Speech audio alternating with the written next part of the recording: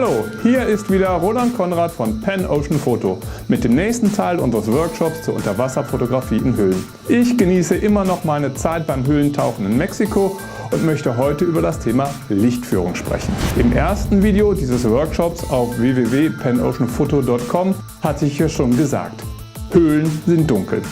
Es gibt kein Umgebungslicht, das wir nutzen können.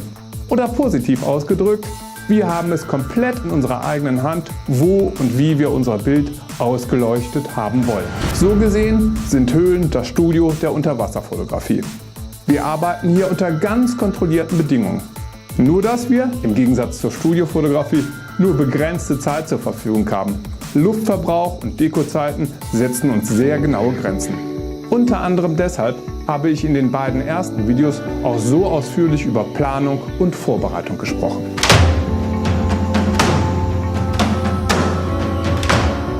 Die klassische Bildgestaltungslehre geht davon aus, dass ein Bild immer einen Vorder-, einen Mittel- und einen Hintergrund braucht. Etwas moderner sprechen wir gerne von mehreren Ebenen, die wir in einer Aufnahme erzeugen wollen. Nehmen wir zum Beispiel dieses Bild. Eine einfache Säule, die ich lediglich mit meinem kameranahen Blitz beleuchtet habe. Unserer Theorie nach habe ich mit der kleinen abgebrochenen Stalagmite einen Vordergrund, die Säule als Mittelgrund und einen schwarzen Hintergrund. Ich denke, du wirst mir zustimmen. Ein Gefühl von Räumlichkeit erzeugt dieses Bild trotzdem nicht. Mit einer zusätzlichen Lichtquelle hinter der Säule ändert sich dieser Eindruck aber ganz schnell. Die Lichtstrahlen im Zentrum des Bildes wirken als weitere Ebene und tragen zur Dreidimensionalität der Aufnahme bei. An meinen Belichtungseinstellungen oder der Stärke meines kameranahen Blitz habe ich nichts geändert.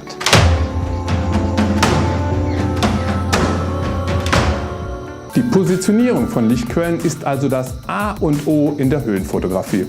Es lohnt sich also, sich den Umgang damit etwas genauer anzuschauen. Bei meinem Beispielfoto von der Säule habe ich meine Lichtquelle hinter der Säule positioniert und in die Richtung der Kamera leuchten lassen. Das führt zu deutlich sichtbaren Lichtstrahlen mit gut erkennbaren Helligkeitsunterschieden. Mein Motiv hebt sich durch ein fast weißes Licht von einem fast schwarzen Hintergrund ab. Was aber, wenn ich mein Licht nun umdrehe und es von der Kamera wegleuchten lasse? Nun, mein Hintergrund wird mit einem Mal erleuchtet. Die Ausleuchtung des Bildes erscheint gleichmäßiger und ich bekomme noch etwas mehr Farbe in meiner Aufnahme. Wie sehr der Hintergrund aufgehellt und/oder farbig wird, hängt von mehreren Faktoren ab. Zum einen natürlich von der Lichtquelle selbst. Aber auch die Höhle selber spielt eine erhebliche Rolle. Wie weit ist die Wand von deiner Lichtquelle entfernt? Je geringer die Distanz, umso kräftiger, aber ungleichmäßiger wird die Ausleuchtung. Welche Farbe hat das Gestein? Eine dunkle Schieferhöhle schluckt sehr viel mehr Licht als heller Sandstein. Wie klar ist das Wasser? Einen schönen Farbverlauf von Aquamarin zu Blau bekomme ich, wenn ich mehr als 2,5 Meter klares Wasser hinter meiner Lichtquelle habe. Trübes oder milchiges Wasser hingegen führt zu einem eher weißen Hintergrund. Da Höhlen in ihrer Ausdehnung und Beschaffenheit bekanntlich sehr unterschiedlich sind, gilt hier ausprobieren. Dies gilt sowohl für die Lichtstärke als auch für die Ausrichtung. Wer besonders experimentierfreudig ist, kann auch gerne einen Farbfilter vor seine Lichtquelle setzen. Macht nicht immer Sinn, aber den einen oder anderen Versuch ist es wert.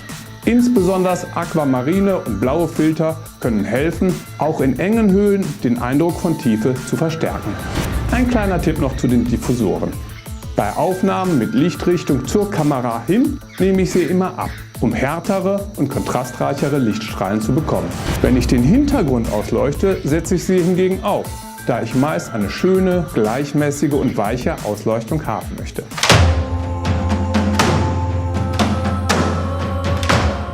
Bis jetzt haben wir die Einstellung des kameranahen Blitzes unverändert gelassen.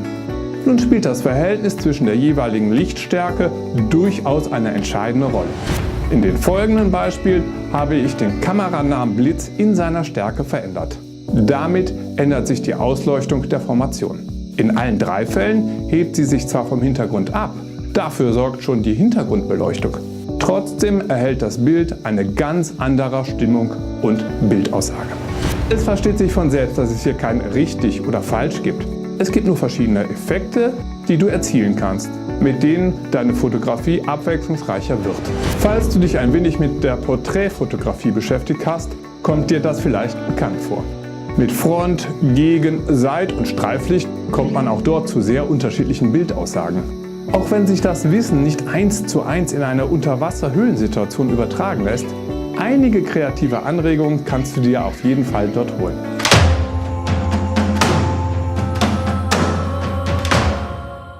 Und natürlich lassen sich die verschiedenen Ausleuchtungsrichtungen auch prima kombinieren.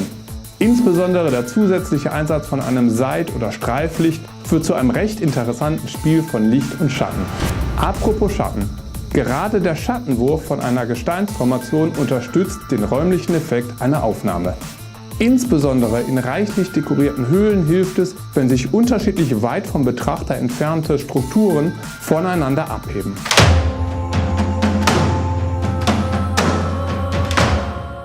Mit Ausnahme des Frontallichts können wir in einer Höhle für alle anderen Ausleuchtungspositionen keine mit der Kamera fest verbundenen Lichtquellen benutzen.